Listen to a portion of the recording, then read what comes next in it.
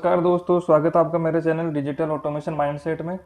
तो दोस्तों, हम जो है यूट्यूब के जरिए आपको आपको पूरा ट्रेनिंग दे रहे हैं, जिसके अंदर हम आपको चेकलिस्ट बनाना, आपको व्हाट्सअप ऑटोमेशन बनाना, गूगल फॉर्म बनाना, एफएमएस बनाना, इस तरीके की काफ़ी रिलेटेड चीज़ें जो है हम आपको सिखाते हैं। अगर आपकी कोई कंपनी है और आपको अपनी कंपनी के लिए कोई सिस्टम बनवाना है तो हम आपको इस तरीके की सर्विसेज प्रोवाइड कराते हैं। और आपको अगर कोई सिस्टम बनवाना है तो ये हमारे नंबर है, इस नंबर पे आप हमसे कांटेक्ट कर सकते हैं। तो हम किस तरीके की सर्विसेज प्रोवाइड कराते हैं, हम आपको व्हाट्सअप ऑटोमेशन से रिलेटेड सर्विस प्रोवाइड कराते हैं। आपको अपनी कंपनी के लिए व्हाट्सअप बोट बनवाना है तो आपको व्हाट्सअप बोट बना के देते हैं। अगर आपको कोई कस्टमर की इंक्वायरी है और उसको ऑटोमेटिक रिप्लाई चला जाए, ऑटोमेटिक उसको कोटेशन चला जाए, इस तरीके का सिस्टम बनवाना है, वो हम बना के देते हैं। आपको प्रोडक्शन से रिलेटेड सिस्टम बनवाना है, प्रोडक्ट्स मॉनिटरिंग सीट बनवानी है, फुल किटिंग सीट बनवानी है, आपको मटेरियल जो है कम वेस्टेज हो उस तरीके का सिस्टम बनाना है, या आपको कॉस्ट मैनेजमेंट से रिलेटेड सिस्टम बनाना है, कॉस्टिंग निकालनी है हर चीज़ की, तो वो सिस्टम भी हम बना के देते हैं। अगर आपको मेंटेनेंस से रिलेटेड कोई सिस्टम बनाना है जिससे प्लांट की परफॉर्मेंस बेटर रहे, वो सिस्टम बनाना है, वो हम बना के देते हैं। बजट करना है अगर आपको अपनी कंपनी के लिए, तो बजट से रिलेटेड चीज़ें बनाते हैं। अगर आपको केपीआई निकाल अपने एम्प्लॉयज़ की जो है एमआई सिस्टम बनवाना है अपने एम्प्लॉयज़ के लिए, वो हम बना के देते हैं। एफएमएस बना के देते हैं हम, टास्क रिलेटेड मैनेजमेंट सिस्टम बना के देते हैं। उसके अलावा अगर आपको इन्वेंट्री रिलेटेड कोई सिस्टम बनाना है अपना, तो इन्वेंट्री रिलेटेड सिस्टम बनाते हैं। उससे आपको व्हाट्सएप पे ऑटो लाइव रिप्लाई चला जाएगा, जिसमें आपको जो भी आज की जो इन्वेंट्री रहेगी वो आपको उसमें दिख जाएगी। हम आपको टिकट बुकिंग रिलेटेड सिस्टम बनाते हैं। अगर आपको टिकट बुकिंग से रिलेटेड कोई सिस्टम बनवाना है वो हम बना के देते हैं। प्रोजेक्ट मॉनिटरिंग सिस्टम बना के देते हैं आपको। आपको ऑटोमेटिक परचेज ऑर्डर बन जाए, वो वेंडर को चला जाए, उस पर डिजिटल सिग्नेचर हो जाए एमडी के, इस तरीके का सिस्टम आपको बनवाना है, वो बना के देते हैं। अगर आपको अपनी कंपनी के लिए वेबसाइट बनवानी है तो वेबसाइट बना के देते हैं। और अगर आपको कंपनी के लिए अपना पूरा गूगल शीट से और गूगल फॉर्म के जरिए, गूगल शीट गूगल स्क्रिप्ट के जरिए पूरा ईआरपी सिस्टम बनवाना है तो पूरा ईआरपी सिस्टम भी बनाते हैं। इसके अलावा अगर आपकी कोई स्पेशल रिक्वायरमेंट है तो आप हमसे कांटेक्ट कर सकते हैं, और ऑल ऑफ इंडिया में हम सर्विस प्रोवाइड कराते हैं। तो आप हमसे कांटेक्ट करिए, हमारे नंबर मैंने आपको ऊपर मेंशन कर रखा है, यहाँ पे मेरे नंबर है, आप मेरे से कांटेक्ट करिए। आपका सिस्टम बताइए आपको कौन सा सिस्टम बनवाना है, हम आपको पूरा सिस्टम बना के देते हैं।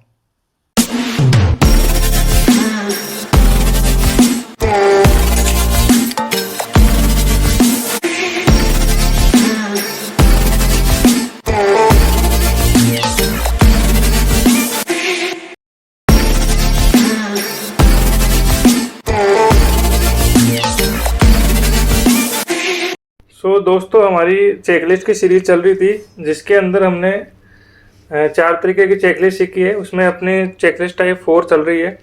तो इस चेकलिस्ट टाइप 4 के अंदर हमने टास्क कैसे क्रिएट करनी है ये सीखा था। उसके बाद में एक मास्टर क्रिएट किया था। उसके बाद में वो टास्क डन कैसे होगी, ये सारी चीज़ें अपने सीखी थी। तो आज के वीडियो में मैं आपको सिखाने वाला हूँ कि अब जो टास्क हमने क्रिएट कर ली, डूअर उसको कंप्लीट भी कर रहा है, तो अब उसका स्कोर कैसे निकाले, तो वो चीज़ आज के वीडियो में मैं बताने वाला हूँ। तो स्कोर निकालने के लिए सबसे पहले जो मैं बताने वाला हूँ वो फिल्टर फार्मूला यूज लेके बताने वाला हूँ। तो मैं उम्मीद करता हूँ कि आपको फिल्टर फार्मूला आता है। अगर आपको नहीं आता, डिस्क्रिप्शन में मैं लिंक दे दूंगा जिसमें मैंने फार्मूलों की पूरी सीरीज बना रखी है, जिसमें मैंने सारे फार्मूले सिखा रखे हैं। फिर भी मैं बेसिक आपको थोड़ा सा फिल्टर फार्मूला बता देता हूँ कि फिल्टर फार्मूला किस तरीके से काम करता है। सो फॉर एग्जाम्पल, मैं यहाँ पे एक फिल्टर फार्मूला लगाता हूँ। सो फिल्टर के अंदर सबसे पहले मैं डालूंगा कि मेरे को चाहिए क्या, मतलब मेरी रिक्वायरमेंट क्या है। तो जैसे मान लो मेरे को इस मास्टर में से ये टास्क उठानी है, तो मेरे को क्या चाहिए, मेरे को टास्क चाहिए। फिर मैं डालूंगा कंडीशन। कंडीशन क्या डालूंगा कि मेरे को चाहिए क्या, मेरे को टास्क किसकी चाहिए, मतलब ए से ए के अंदर क्या होना चाहिए। तो मैं डालूंगा ए से ए के अंदर जो है अनिल होना चाहिए। तो ये इस तरीके से मैं कंडीशन डालूंगा। फिर मैं और दूसरी कंडीशन डाल सकता हूँ। तो ये हो गई एक कंडीशन। तो पहले एक कंडीशन निकालते हैं, फिर दूसरी कंडीशन लगाना बताता हूँ इसके अंदर। तो मैंने क्या किया, यहाँ पे अनिल की जितनी भी टास्क थी वो यहाँ पे निकल गई। तो 111 टास्क है। अब मैं क्या करता हूँ, अगर मेरे को ये काउंट करना है तो मैं यहाँ पे आगे काउंट ए लगा दूंगा। तो ये हो गई 111 टास्क। अब मेरे को इसमें से चाहिए एक कंडीशन और चाहिए कि जो पेंडिंग हो वो टास्क किया है। तो मैं क्या करूँगा, वापस मेरे मास्टर में जाऊँगा। यहाँ पे एच वाले कॉलम में जो है सिर्फ पेंडिंग लिखी हो वो टास्क किया है। तो यहाँ पे इस तरीके से ये काम करता है।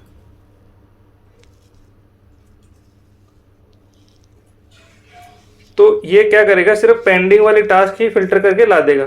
सो इस तरीके से हम जो है फॉर्मूला लगाना सीखेंगे। तो अब मैं इस फॉर्मूले को यूज करके और आपको किस तरीके से अपने को स्कोर निकालना है वो चीज़ मैं आपको बताता हूँ। सो सबसे पहले हमारा जो KRA है वो क्या है कि सबसे पहला हमारा KRA है कि सारे काम जो है वो डन होने चाहिए। तो सबसे पहले हमें ये पता होना चाहिए कि हमारे काम कितने हैं, टोटल उसको काम कितने अलॉट हुए हैं इस वीक में। तो मैंने लिया है कि 20 तारीख से लेके और 27 तारीख के बीच के अंदर उसको कितने काम अलॉट हुए हैं। तो 20 तारीख आप देखोगे तो 20 तारीख है मंडे, और 27 तारीख देखोगे तो 27 तारीख है उसका अगला मंडे, तो मतलब कि 7 दिन का गैप है।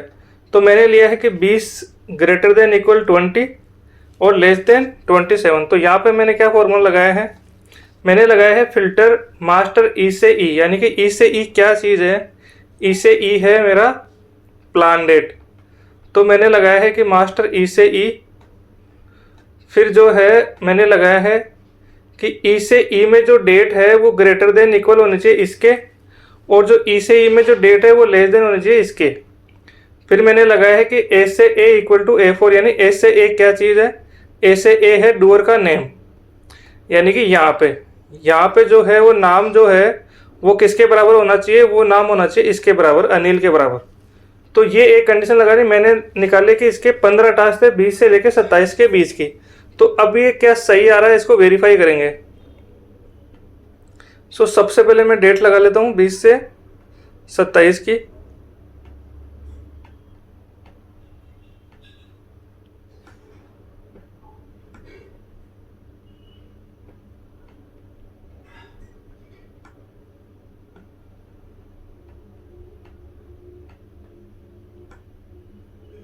सो मैंने 25 तक टास्क ले ली, 27 की मेरे को चाहिए नहीं। अब मेरे को जो टास्क है वो चाहिए अनिल की, तो मैंने यहाँ से अनिल सेलेक्ट कर लिया। तो ये जो टास्क है वो कितने हैं ये मैं काउंट करता हूँ। तो ये है 15 टास्क, और अपने भी फॉर्मूले में कितने आ रही है 15 टास्क। तो ये फॉर्मूला आपने देखा किस तरीके से काम करता है। मैंने ई से ई को काउंट किया है, और ई से ई जो है वो इस डेट से इस डेट के बीच का होना चाहिए, और ए से ए यानी कि जो नाम है वो इसके बराबर होना चाहिए। तो मैंने निकाला कि ये जो टास्क है वो 15 है। अब मेरे को निकालना है कि इस 15 में से उसने किए कितने काम है, यानी कि इस 15 में से उसने कितने काम किए हैं। तो आप यहाँ देखोगे कि इस वीक में जो 20 से लेके और 25-27 वाला जो वीक है उसके अंदर इसने 2 काम किए हैं, बाकी इसने मार्च के अंदर काम किए हैं। तो मेरे को ये 2 काम जो है वो काउंट होके वहां आ जाए। तो इस तरीके से मेरे को फॉर्मूला सेट करना है। सो वो किस तरीके से कर सकते हो आप, मैंने यहाँ पे डाला है कि मेरे को काउंट करना है एफ से एफ। एफ से एफ क्या है, एफ से एफ है एक्चुअल टाइम। मेरे को एक्चुअल टाइम काउंट करना है, जहाँ पे ई से ई यानी कि प्लान डेट जो है वो इसके बराबर और इसके इक्वल होनी चाहिए, और इससे लेस देन होनी चाहिए, यानी कि मंडे से लेके और संडे तक की टास्क की मेरे को काउंट करनी है। और जो एफ से एफ यानी कि जो एक्चुअल टाइम है वो भी इससे छोटा होना चाहिए, यानी कि जो एक्चुअल टाइम जो काम डन हुआ है वो भी उसी वीक के अंदर होना चाहिए। सो ये मैंने तीसरी कंडीशन लगा दी। उसके बाद मैंने कहा कि नाम जो है वो ये होना चाहिए, ए से ए का मतलब जो नाम है वो A4 के बराबर यानी कि अनिल के बराबर होना चाहिए। और फिर मैंने आगे एक कंडीशन डाली कि एम से एम जो है वो नॉट रिजेक्टेड होना चाहिए, यानी कि एम से एम क्या है, एम से एम जो है वो हम वेरीफाई कराते हैं टास्क को किसी अदर डिपार्टमेंट के द्वारा कि ये जो टास्क है वो डन हुई है या नहीं हुई। सो ये जो एम से एम में है, अगर अप्रूव है तो वो काउंट करेगा, अगर रिजेक्टेड है तो उस टास्क को काउंट ही नहीं करेगा, वो रिजेक्ट हो गई टास्क। सो मैंने यहाँ पे लिखा है कि जो एम से एम है वो रिजेक्टेड नहीं होनी चाहिए, यानी कि रिजेक्टेड नहीं होनी चाहिए, या तो खाली होनी चाहिए या फिर अप्रूव होनी चाहिए। सो इस तरीके से इसने काउंट करके मेरे को बताया कि ये जो टास्क है वो 2 टास्क है। अगर मैं यहाँ पे एक्चुअल टाइम का एफ से एफ जो है वो लेस देन K1 नहीं लगाता तो ये क्या करता, ये यहाँ पे अपने को 4 टास्क काउंट करके बता देता। अब ये 4 टास्क काउंट करके बता देता तो इससे क्या फर्क पड़ता, मैं एक बार आपको यहाँ पे ये हटा के दिखाता हूँ इससे क्या फर्क पड़ने वाला है। ठीक है, सो ये क्या कर रहा है, ये 4 टास्क काउंट करके बता रहा है, यानी कि 20 से लेके और 27 का जो वीक है, आपने 27 तक का आपने वीक तक का आपने स्कोर निकाला, 28 को आपने एएम चालू कराई, तो 28 के वीक तक तो उसके 2 ही काम हो रहे थे। तो यहाँ पे आपको दिखेंगे कितने, 2 काम दिखेंगे, क्योंकि ये काम तो 7 मार्च में हुआ है ना। तो उस टाइम जब आपने प्रिंट आउट दिया या उस टाइम जब उसकी ईएम कराई, एग्जीक्यूटिव मीटिंग कराई, उस टाइम उसका स्कोर क्या था? 15 और 2। क्योंकि उस टाइम यहाँ पे 2 ही टास्क थी, तो 2 टास्क तो उसने करी नहीं थी ना, तो 2 टास्क ही उसने कंप्लीट करी थी। लेकिन अब उसके बाद में जब 7 तारीख को इसने ये काम कर दिया, तो उसका जो प्रीवियस स्कोर था, जो अपन ने उसको हार्ड कॉपी दी थी या जब उस अपने उसका ईएम करवाया था, उस टाइम उसका स्कोर था ये, यानी कि 15 और 2। और अब उसका स्कोर जो है, अगर अपन ये एफ से एफ वाला फॉर्मूला नहीं लगाएंगे तो उसका स्कोर जो है चेंज होके 4 हो जाएगा। तो अपने को वो नहीं करना, अपने को जो अपन ने उसको हार्ड कॉपी दे दी वो का वो स्कोर ही एज इट इज रहना चाहिए, क्योंकि तभी वो सही माना जाएगा। अगर अपन स्कोर कुछ और निकाल रहे हैं, उसके हार्ड कॉपी उसके पास कुछ और है, तो वो चीज गलत हो जाएगी। इसलिए अपन ने क्या किया है कि भैया उसका जो एक्चुअल टाइम है वो भी उसी वीक के अंदर होना चाहिए। सो इस तरीके से हमने निकाला कि उसके 2 टास्क थी जो उसने उस वीक में कंप्लीट करी थी। अब अगला अपना अगला जो है वो है कि जो जो 2 टास्क उसने करी है, इसमें से उसने टाइम पे कितने किए और टाइम पे कितने नहीं करी। ये आ रहा है कि इसने एक काम जो है वो टाइम पे किया है। तो कैसे किया है, तो अपन यहाँ पे देखते हैं। आप यहाँ पे देखोगे कि इसने 2 काम जो है 22 तारीख को किया है, लेकिन एक काम में डिले टाइम नहीं आ रहा है और एक में जो है डिले टाइम आ रहा है। तो इस तरीके से हमें एक तो जो है वो टाइम पे किया है और एक जो है डिले किया है। इसके लिए मैंने क्या फॉर्मूला लगाया है वो मैं आपको बताता हूँ। यहाँ तो सीधा मैं बराबर करके 2 के 2 लेके आ गया, इसमें तो कोई इशू नहीं है। बराबर कर दिया मैंने इस सेल के और यहाँ पे 2 आ गया। यहाँ पे क्या है, मैंने एक फॉर्मूला लगाया कि मेरे को फिल्टर करना है एफ से एफ। एफ से एफ क्या है? एफ से एफ है एक्चुअल टाइम, और जो एफ से एफ है वो लेस देन होना चाहिए प्लान के। यानी कि जो एक्चुअल टाइम अपना जो आ रहा है वो प्लान से छोटा होना चाहिए। यानी कि ये जो अपना एक्चुअल टाइम है ये इस प्लान के छोटा होगा, इस प्लान से छोटा होना चाहिए, तभी वो टाइम पे माना जाएगा। अगर ये बड़ा है तो टाइम पे नहीं हुआ। हमने यही कंसेप्ट काम में लिया यहाँ पे कि जो हमारा जो एफ से यानी कि जो एक्चुअल टाइम है वो इससे छोटा होना चाहिए, प्लस मेरा जो ई से यानी कि मेरा जो प्लान टाइम है वो इसके बराबर या इससे बड़ा होना चाहिए और इस डेट से छोटा होना चाहिए। फिर मैंने देखा कि एफ से एफ जो है वो मेरा इससे छोटा होना चाहिए और जो नाम है वो मेरा A4 यानी कि अनिल के बराबर होना चाहिए, और एम से एम जो है उसमें रिजेक्टेड नहीं होना चाहिए। एम से एम मैंने अभी आपको बताया था, अप्रूव रिजेक्ट और जो खाली वाला पोर्शन है वो एम से एम वाला है। तो इस तरीके से इसने मेरे को फिल्टर करके दे दिया कि एक टास्क जो है भैया इस कंडीशन में सेट हो रही है, यानी कि एक टास्क की आपकी ऐसी है एक्चुअल टाइम के अंदर जो ये सारी कंडीशंस फुलफिल कर रही है। ठीक है, मैंने माना कि मेरी एक टास्क जो है वो कंप्लीट हुई है टाइम पे और एक टास्क जो है वो मेरी डिले हुई है। तो एक टास्क कैसे निकाला हमने यहाँ पे कि डिले कितनी हुई है।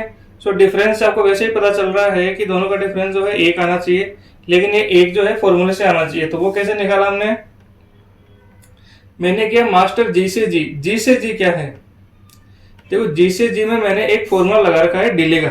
तो डिले क्या लगा रखा है मैंने कि यदि F2 माइनस E2 यानी कि इन दोनों का डिफरेंस जो है वो ग्रेटर देन 0 है, तब तो इन दोनों का डिफरेंस निकल जाएगा, अदरवाइज खाली आएगा। यानी कि यहाँ पे आप देखोगे ये खाली आ रहा है, यहाँ पे आप देखोगे ये खाली आ रहा है, यानी कि इन दोनों का डिफरेंस जो है वो ग्रेटर देन 0 अगर नहीं है तो खाली आएगा, और अगर ग्रेटर देन 0 है तो ये इस तरीके से डिले टाइम निकल जाएगा।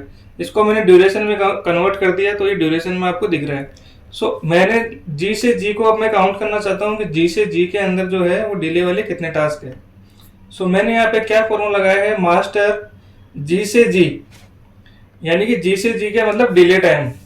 डिले टाइम को मेरे को काउंट करना है, प्लान टाइम मेरा इस डेट से इस डेट के बीच का रहना चाहिए, एफ जो है मेरा एक्चुअल टाइम है वो मेरा K1 से छोटा रहना चाहिए, ए से ए यानी कि नाम जो है वो A4 के बराबर रहना चाहिए, और एल से एल, अब ये एल से एल शायद इसमें मैंने गलत लिख दिया, ये है एम से एम। ये जो है ये एम से एम जो है वो नॉट रिजेक्टेड होना चाहिए।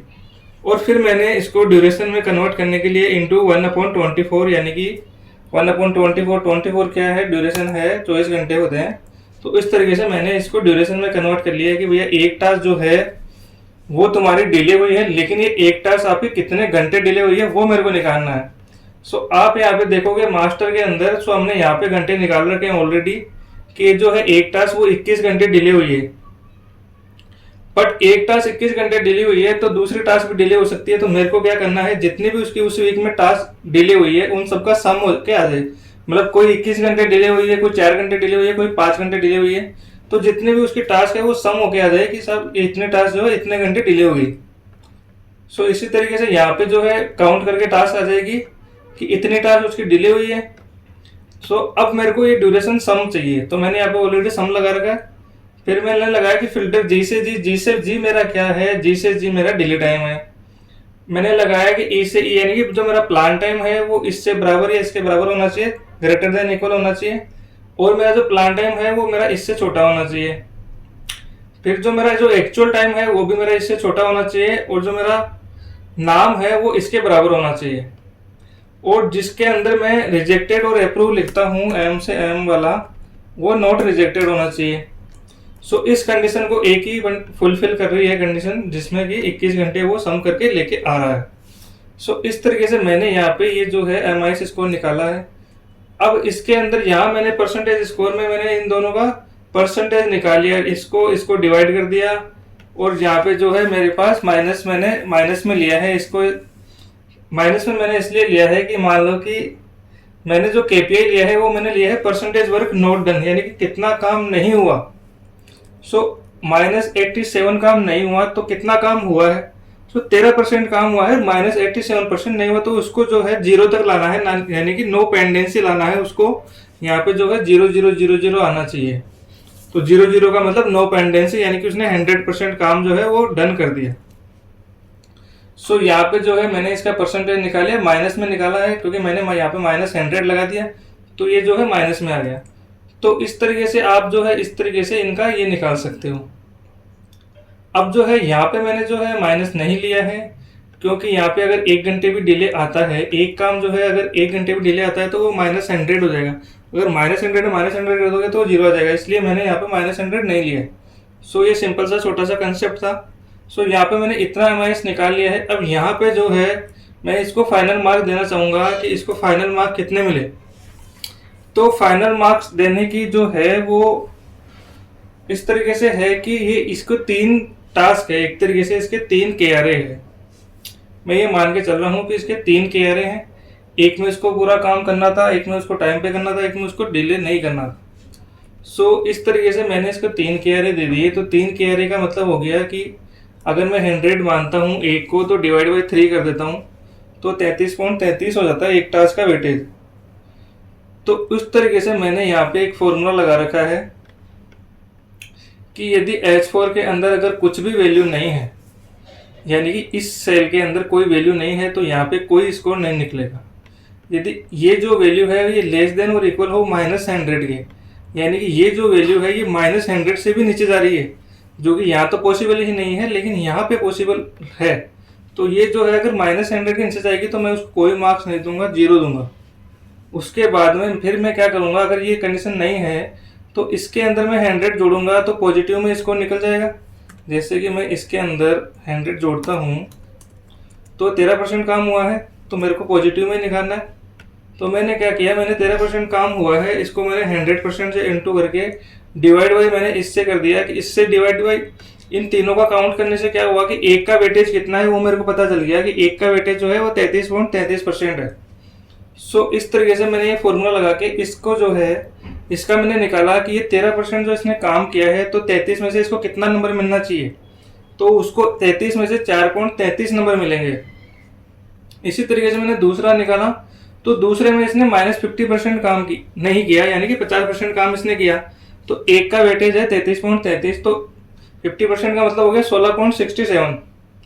ठीक है। इसी तरीके से यहाँ पे जो है इसने -2100 किया, तो -2100 में मैंने क्या किया है कि जब भी इसका स्कोर -100 जाएगा तो इसको मैं 0 मार्क दूंगा।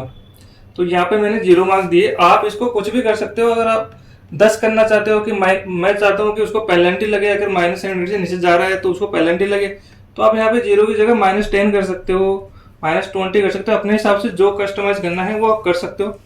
मैंने मेरे अकॉर्डिंग इसको 0 माना है कि -100 से नीचे जाते ही इसको 0 मार्क्स मिल जाएंगे, 33 नंबर नहीं मिलेंगे इसको। फिर मैंने इन तीनों का जोड़ दिया, तो मैंने यहाँ पे निकाला कि 100 में से उसने 21 नंबर ही अचीव करे। सो इस तरीके से आप एक वीक का आपने स्कोर निकाल लिया है, आगे इसको आप कॉपी पेस्ट कर सकते हो। तो अगले वीक के लिए आपको बस जस्ट कॉपी पेस्ट करना है और थोड़े से माइनर चेंजेस करने हैं। वो माइनर चेंजेस करके आप इसका स्कोर निकाल सकते हो। सो माइनर चेंजेस क्या करने रहेंगे आपको। सो यहाँ पे आप देखोगे कि ये तो सब सेट हो रहा है, के पी सब कुछ सेट हो रहा है, नाम भी सेट हो रहा है और ये भी सब सेट है।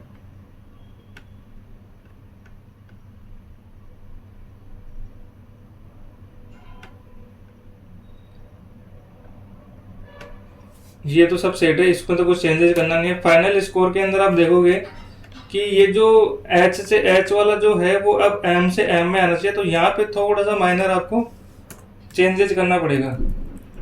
सो इस तरीके से आप करके और इसका जो है आगे 2 मंथ तक का आराम से स्कोर निकाल के और आप इसको सेव रख सकते हो। तो आज के वीडियो में मैंने आपको एमआईएस निकालना बताया।